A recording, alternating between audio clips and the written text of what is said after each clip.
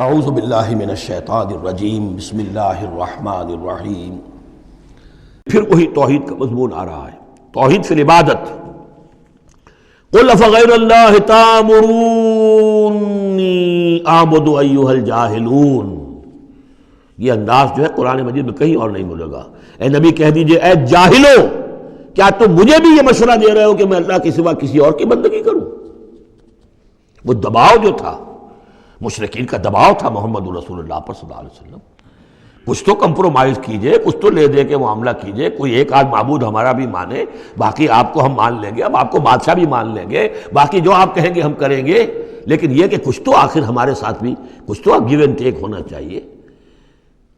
وہ اب ان کا جواب اس انداز میں دیجئے، قل افغیر اللہ تأمرونی اعبد ایھا الجاہلون۔ مجھے بھی تم اس بات کا مشورہ دے رہے ہو، مجھے یہ حکم دے رہے ہو کہ اللہ کے سوا کسی کو پوجوں؟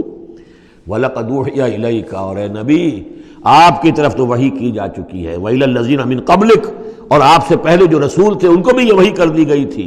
توجہ سے سنیے، لَئِنْ أَشْرَكْتَ، اے نبی اگر آپ بھی بالفرض شرک کریں گے، لَيَحْبَطَنَّ عَمَلُكَ، آپ کے بھی سارے اعمال حبط ہو جائیں گے، وَلَتَكُونَنَّ مِنَ الْخَاسِرِينَ، اور آپ بھی نہایت خسارہ پانے والوں میں سے ہو جائیں گے۔ قانون خداوندی، وَلَن تَجِدَ لِسُنَّتِ اللَّهِ تَحْوِيلًا۔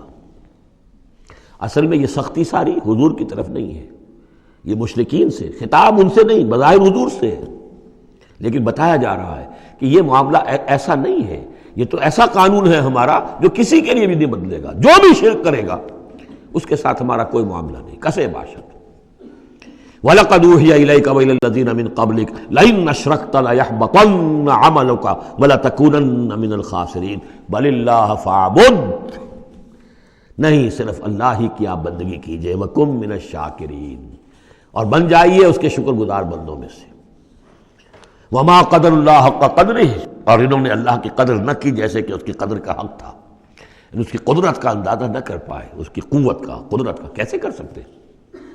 لیکن یہ کہ ایک بات ذہن میں آنی چاہیے، اگرچہ ہم اللہ کی قدرت کو ناپ تول نہیں سکتے، ہم اللہ کے علم کو ناپ تول سکتے ہیں کہ کتنا علم ہے، اس لیے کہ ہماری جو ترازو ہے وہ تو سونار کی ترازو کی طرح ہے، وہ ماشے تولے تو وہ جو ہے وہ تول لے گی، لیکن یہ کہ ٹنوں کو کیسے تولے گی؟ تو ہمارے ذہن کی ترازو جو ہے وہ نہیں تول سکتی، اللہ کی صفات کو بھی نہیں ہم جان سکتے کہ وہ کتنی ہے، کیسی ہے۔ لیکن ایک بات جان لیجیے، علی کل شیء قدیر، یہ تو جان سکتے ہیں نا، ہر شے پر قادر ہے، لیکن یہ کہ جن لوگوں کا ذہن اس سے بھی عاجز آ جاتا ہے، وما قدر اللہ حق قدرہ والارض جمیعا قبضتہ یوم القیامۃ والسماوات مطویات بیمینہ، اس کا ایک تمہیں جھلک دکھا رہے ہیں اس کی قدرت، اس کی عظمت کا، کہ تمہاری یہ پوری کی پوری زمین اس کی ایک مٹھی میں ہوگی قیامت کے دن، اور یہ آسمان اس کے داہنے ہاتھ میں لپٹے ہوئے ہوں گے۔ کوئی اندازہ کر سکتے ہو تو کر لو، ہمیں آسمانوں کا کیا پتہ ہے، ہمیں کیا گیلیکسیز کا کیا تصور ہے؟ چکر آتا ہے جب پڑھتے ہیں ایسٹرونومی کو کتاب پڑھیے، واقعہ ہے کہ میں تو میرا سر چکرا جاتا ہے، لائٹ ایئرس کا جو تصور آتا ہے، بلینز اور بلینز، اب چلتے جائیے، وہ تو ختم ہونے والی بات ہی نہیں۔ ہمارا تصور جو ہے وہ وہاں جا کر بالکل جو ہے جواب دے دیتا ہے، تخیل جو ہے، قوت تخیلہ وہ تھک ہار کر رہ جاتی ہے۔ وَالْأَرْضُ جَمِيعًا قَبْضَتُهُ يَوْمَ الْقِيَامَةِ وَالسَّمَاوَاتُ مَطْوِيَّاتٌ بِيَمِينِهِ سُبْحَانَهُ وَتَعَالَى عَمَّا يُشْرِكُونَ، وہ پاک ہے اور بہت بلند و بالا ہے ان تمام چیزوں سے، اس تمام شرک سے جو یہ کر رہے ہیں۔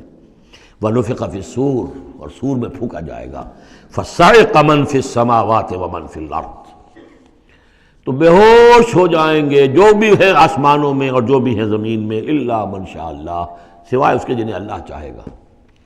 یعنی یہ بے ہوشی معلوم ہوتا ہے کہ فرشتوں پر بھی طاری ہوگی سوائے کچھ فرشتوں کی، اس قدر وہ دہشت والا ہوگا۔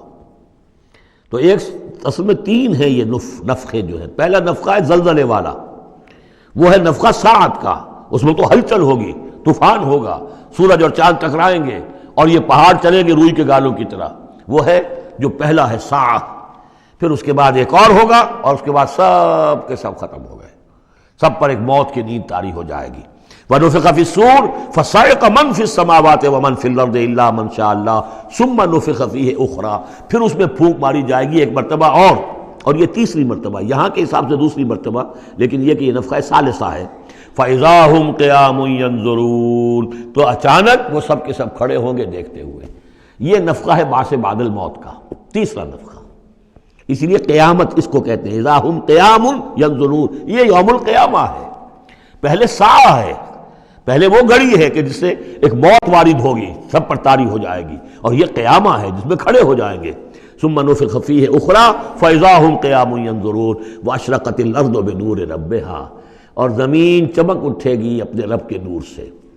آگے چل کر ہم پڑھیں گے، اس وقت اسی زمین پر اللہ تعالیٰ کا نزول ہوگا۔